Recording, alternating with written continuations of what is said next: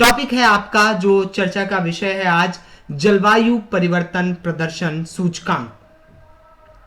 ठीक है, और इसके माध्यम से हम जानेंगे कि क्या क्राइटेरियाज हैं जलवायु प्रदर्शन परिवर्तन सूचकांक के और किन किन नीतियों को फॉलो किया जाता है, भारत कैसे बेहतर कार्य कर रहा है और क्या कारण है कि यह अभी चर्चा में बना हुआ है। जैसा कि यहां आप देख रहे हैं, इसे German watch new climate institute और क्लाइमेट एक्शन नेटवर्क द्वारा जारी किया जाता है। लेकिन इसको विस्तार से हम पढ़ें तो इससे पहले समझ लें कि चर्चा में आखिर यह क्यों बना हुआ है। तो चर्चा में इसलिए बना हुआ है कि हाल ही में दुबई में जो चल रहा है COP28 जलवायु परिवर्तन सम्मेलन, इसी में इस सूचकांक को जारी किया गया है जर्मन वॉच द्वारा। तो देखिए, यह भी एक NGO है जर्मन वॉच। अगर वैश्विक रूप से भारत ही नहीं विश्व के स्तर पर गैर सरकारी संगठनों के सामाजिक, आर्थिक और राजनीतिक विकास जो है विश्व का और पर्यावरणीय विकास, उसको लेके गैर सरकारी संगठन क्या काम कर रहे हैं, उनका क्या महत्व है, आप उदाहरण दे सकते हैं कि नहीं दे सकते हैं कि जर्मन वॉच क्या करता है, जलवायु परिवर्तन प्रदर्शन सूचकांक जारी करके दुनिया के देशों को यह बताता है कि आप कितना बेहतर काम कर रहे हैं जलवायु परिवर्तन को रोकने के लिए। समझ गए? जिसमें भारत विश्व में जलवायु परिवर्तन से निपटने के लिए किए जा रहे कार्यों के लिए विश्व में 7वां स्थान प्राप्त कर चुका है। पहले यह 8वें स्थान पे था, अभी लेटेस्ट वाले में 7वां कर दिया गया। सिलेबस से कैसे संबंधित है? जीएस पेपर 3 से तो जुड़ा ही हुआ है। प्रारंभिक परीक्षा में डायरेक्ट क्वेश्चन आ सकता है कि जलवायु परिवर्तन प्रदर्शन सूचकांक कौन जारी करता है और उसके क्या क्या मानदंड हैं और भारत का क्या स्थान है। लेकिन इसके साथ ही साथ जीएस पेपर 3 के पर्यावरण संरक्षण का टॉपिक हो, जलवायु परिवर्तन से संबंधित कोई टॉपिक हो और उनमें भारत के द्वारा किए जा रहे प्रयासों को इंगित करने के लिए प्रमाण के रूप में अगर कोई आंकड़ा देना हो, सूचकांक देना हो, तो आप जलवायु परिवर्तन प्रदर्शन सूचकांक के आंकड़े प्रस्तुत कर सकते हैं और प्रूफ कर सकते हैं कि भारत जलवायु परिवर्तन के क्षेत्र में बेहतर काम कर रहा है। ठीक है, बिटवीन द लाइन की प्रक्रिया क्या है जलवायु परिवर्तन प्रदर्शन सूचकांक? तो जर्मनी में स्थित जर्मन वॉच संस्था के द्वारा इसे प्रकाशित किया जाता है और भारत को 7वां स्थान प्राप्त हुआ है। यह सूचकांक विश्व भर के देशों द्वारा जलवायु परिवर्तन से निपटने के लिए उठाए जा रहे कदमों का मूल्यांकन करता है। ठीक है, फिर उसके बाद यह लगभग अभी लेटेस्ट वाले में बताया गया है, वैसे 57 देश होते हैं, लेकिन लेटेस्ट वाले में बताया गया है कि 63 देशों और यूरोपीय संघ के जलवायु संरक्षण संबंधी उपायों के प्रदर्शन पर नजर रखने के लिए एक स्वतंत्र निगरानी उपकरण के रूप में यह संस्था काम करती है। यह जिन देशों पर अपनी रिपोर्ट प्रस्तुत करती है ना, वह लगभग संयुक्त रूप से 92% ग्रीन हाउस गैस का उत्सर्जन करते हैं। अब ऐसे में यह प्रमुख देश जो 92% जलवायु परिवर्तन में योगदान दे रहे हैं, उनके वहां क्या पर्यावरण प्रदर्शन चल रहा है, क्या नीतियां बनाई जा रही है, वो स्वच्छ ऊर्जा का कैसे प्रयोग कर रहे हैं, गैर जीवाश्म ईंधन के प्रयोग को कैसे बढ़ावा दे रहे हैं, पेट्रोल और डीजल जैसे जीवाश्म ईंधनों का कितना प्रयोग कर रहे हैं, इन सब का आकलन करती है और फिर रिपोर्ट देती है, ताकि एक देश दूसरे देश में अगर बेहतर काम हो रहा है तो उससे सीख सके और प्रतिस्पर्धात्मक रूप से एक प्रतिस्पर्धी जलवायु नीति का निर्माण हो सके। इतना पॉइंट समझ गए आप लोग? ये इस सूचकांक का भैया लक्ष्य क्या है और मानदंड क्या है?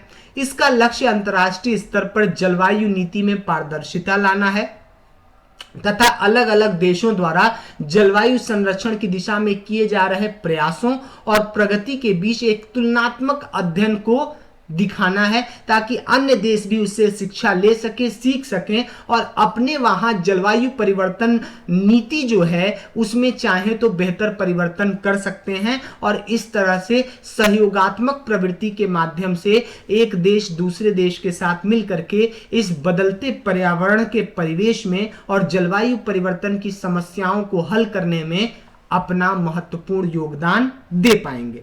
ठीक है, इस सूचकांक को 4 श्रेणियों के आधार पर देशों के समग्र प्रदर्शन को प्रस्तुत किया जाता है। वह 4 श्रेणियां क्या है। सबसे पहले ग्रीन हाउस गैस का कितना उत्सर्जन हो रहा है, उन आंकड़ों को इस रिपोर्ट में 40% स्थान दिया गया है। नवीकरणीय ऊर्जा में निवेश कितना है या फिर नवीकरणीय ऊर्जा का वहां कितना उत्पादन हो रहा है उस देश में, उसको 20%। ऊर्जा के उपयोग का तरीका क्या है, 20%। जलवायु परिवर्तन नीति कैसी बनाई जा रही है, इसको 20% प्रदान किया गया है। और फिर इनमें से परसेंटेज वाइज अलग अलग देशों को अलग अलग स्कोर दिए जाते हैं। तो भैया नवीनतम आंकड़ा क्या कहता है, भैया नवीनतम आंकड़ा प्रस्तुत किया गया है COP28 में, जो कि दुबई में चल रहा है। जलवायु परिवर्तन का सालाना सम्मेलन है। दुबई में चल रहे इस सम्मेलन में जलवायु परिवर्तन प्रदर्शन सूचकांक के तहत बताया गया है कि G20 देशों में भारत सबसे आगे है और सबसे बेहतर जलवायु राजनीति के क्षेत्र में कार्य कर रहा है, और इसी वजह से उसे एक पायदान ऊपर चढ़ाते हुए 8वें पोजीशन से 7वां पोजीशन प्रदान किया गया है। इस रिपोर्ट में बताया गया है कि भारत दुनिया का सबसे अधिक आबादी वाला तो देश है, लेकिन यहाँ पे अन्य दुनिया के देशों के मुकाबले प्रति व्यक्ति जो कार्बन डाइऑक्साइड का उत्सर्जन का मानक है वो कम है। ठीक है, भारत स्पष्ट दीर्घकालिक नीतियों के साथ, जैसे 2070 तक नेट जीरो इमिशन, 2030 तक 500 गीगावाट नवीकरणीय ऊर्जा, 2030 तक 45% उत्सर्जन को कम करेगा भारत। ये सभी क्या है, दीर्घकालिक नीतियां हैं। तो ये सभी एनडीसी के तहत आता है, जिसे राष्ट्रीय स्तर पर निर्धारित योगदान कहते हैं, जिसको COP21 यानी पेरिस समझौता जो हुआ था 2015 में, उसके तहत सब देशों को अपना निर्धारित करके मानक करना था। तो भारत ने उसके तहत इसकी घोषणा की है। और साथ ही साथ भारत इस बात का भी पक्षधर है कि सस्टेनेबल डेवलपमेंट गोल जो अपनाया गया है 2030 तक सभी देशों को पूरा करने के लिए, उसमें एक गोल लक्ष्य 13 है, इसको भी पूरा करने के लिए भारत पूरी तरह से क्या है, प्रतिबद्ध है कि वो लक्ष्य 13 जिसमें जलवायु परिवर्तन दिया गया है कि जलवायु परिवर्तन शमन के लिए देश काम करेंगे, उसके लिए भारत व्यापक रूप से अपना अग्रसर है। फिर कहा गया है कि भारत का प्रति व्यक्ति उत्सर्जन यह भी बताता है कि ग्रीन हाउस गैस श्रेणी में जो 2 डिग्री सेल्सियस से नीचे रखने का मानक है, उसके स्तर पर अगर अलग अलग देशों का मानक देखा जाए ना, तो भारत पूरी तरह से अग्रसर है उसको प्राप्त करने में। इस सूचकांक में ग्रीन हाउस गैसों के उत्सर्जन और ऊर्जा के इस्तेमाल करने में भारत को तो उच्च रैंकिंग दी गई है, लेकिन जलवायु नीति बनाने और नवीकरणीय ऊर्जा के मामले में अभी मध्यम रैंकिंग है, क्योंकि आज भी नवीकरणीय ऊर्जा के उत्पादन का जो इक्विपमेंट होता है ना, जो कच्चा मटेरियल होता है, रॉ मटेरियल जैसे फोटोवोल्टिक सेल्स वगैरह, ये सभी चाइना से मंगवाया जा रहा है। भारत में इसका उत्पादन नहीं होता है। तो भैया भारत की जलवायु नीति के समक्ष चुनौतियां क्या क्या है, अभी भी व्यापक चुनौतियां हैं। अभी भी जीवाश्म ईंधन, कोयला, प्राकृतिक गैस का प्रयोग किया जा रहा है, जो कि ग्रीन हाउस गैसेस निकालते हैं, carbon dioxide, monoxide, nitrous oxide, और यह वायु प्रदूषण को भी बढ़ावा देता है, फिर मानव स्वास्थ्य को बढ़ावा देता है। और मानव का स्वास्थ्य खराब होगा तो फिर भारत की राज्य का स्वास्थ्य खराब होगा, भारत के राज्यों का स्वास्थ्य खराब होगा तो देश का स्वास्थ्य खराब होगा, क्योंकि सिर्फ एक मानव बीमार नहीं पड़ता या मृत्यु नहीं होती, बल्कि वह मानवीय संसाधन मरता है जिसके अंदर कुछ कौशल था, जो कुछ कमा खा पाता, कुछ टैक्स देता और सरकार को राजस्व मिलता, और फिर सरकार उस राजस्व का प्रयोग मानवीय हितों में ही करती।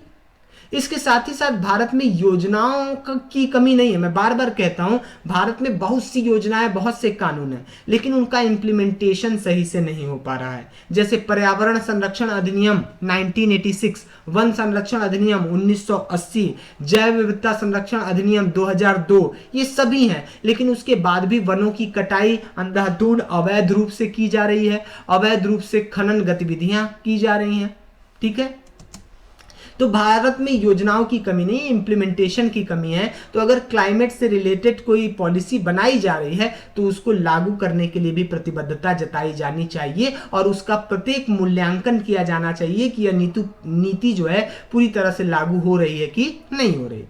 भारत तेजी से अपना तकनीकी विकास तो कर रहा है, परंतु जलवायु परिवर्तन से निपटने के लिए जो ग्रीन टेक्नोलॉजी चाहिए वह पश्चिमी देश इसको उपलब्ध नहीं करा रहे हैं। और भारत में जो रिसर्च एंड डेवलपमेंट पे जीडीपी का खर्च करना चाहिए वो बहुत कम है, लगभग 1% से भी कम माना जाता है कि भारत R&D में खर्च करता है। इसको बढ़ाया जाना चाहिए। कई विशेषज्ञ कहते हैं कि R&D को बढ़ाया जाना चाहिए, जो चीज हम आयात कर रहे हैं उसको अपने यहाँ उत्पादन करें। जैसे चाइना से हम फोटो वोल्टिक सेल मंगवा रहे हैं तो उसका अपने भारत में ही बनाएं। फिर सौर ऊर्जा के उत्पादन में होने वाला वही पैनल जो चीन से मंगाया जाता है। भारत में खेती के दौरान रासायनिक खादों का उपयोग, पर्वतीय क्षेत्रों में वनों की अंधाधुंध कटाई हो रही है, अपर्यावरणीय विकास के कारण जोशीमठ धंस रहा है, ठीक है, लगातार ग्लेशियर्स पिघल रहे हैं, ठीक है, अवैध खनन बढ़ता जा रहा है। यह सभी मुद्दे अभी सुलझाना बाकी हैं। इसके साथ ही साथ इस रिपोर्ट में ऊपर के 3 जो हैं 1, 2, 3 जो रैंक है वो खाली है, क्योंकि कोई भी दुनिया का देश पूरी तरह से बेहतर जलवायु परिवर्तन प्रदर्शन नहीं दिखा पा रहा है। ऐसे में जलवायु परिवर्तन प्रदर्शन सूचकांक के बारे में आप पूरी जानकारी प्राप्त कर लिए।